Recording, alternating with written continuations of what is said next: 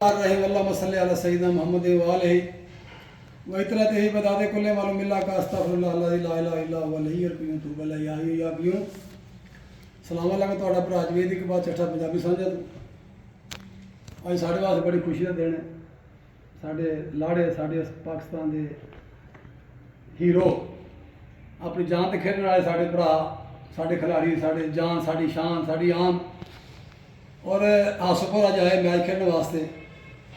अज साढ़े को आए सानू शर्फ बख्शिया उन्होंने और साढ़ा आसुपुर इन्ना आशिक बनाया ने साढ़े इन्हें प्लेयर साढ़े ने भाई बैदुल्ला हो गया भाई अली बड़ाई साहब हो गए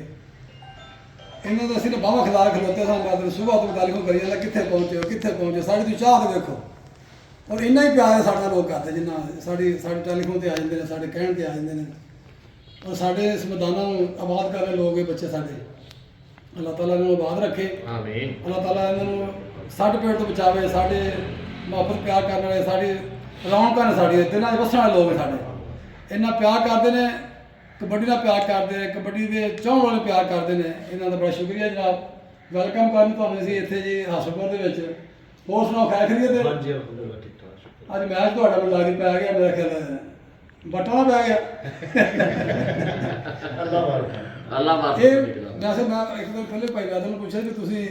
जो ग्राउंड च होंदे हो तुसीं दुश्मनी होंदी तुहाडी क्या बातां ने छड्डना दी कक्ख नहीं रहण देना किसी दा ग्राउंड तो बाहर होंदे ने फिर भरा होंदे ने असल स्पोर्ट्समैन ये चीज़ है इहो सानूं सिखाउंदी है ग्राउंड दे विच तुसीं अपनी पूरी जान मारो प्यार मुहब्बत नाल कि ग्राउंड की गल ही कोई नहीं होंदी हर कोई जो जोश आ जाता खिलाड़ियों जो कोई फटदा जां निकलदा बड़े लेकिन जो ग्राउंड तो बाहर होंगे ये जनाब प्यार करते हैं हर खिलाड़ियों वास्ते अपने होंगे प्यार निक्का भरा को बड़ा भरा ये बड़ी अच्छी गल है भाई वादे तुम वैसे थोड़ी कबड्डी हर बंदे बड़ी पसंद है अल्लाह ताला तुहानूं इस तरह ही यार तुहाडे अरूज रखे तुहाडे हमेशा तुहानूं अल्लाह दा तत्ती आवाज़ ना लावे असीं बड़े खुश होने अब मेरे भरा जो छोरा वसीम पीटी साहब साढ़े ये जनाब तारुफ है तुहाडे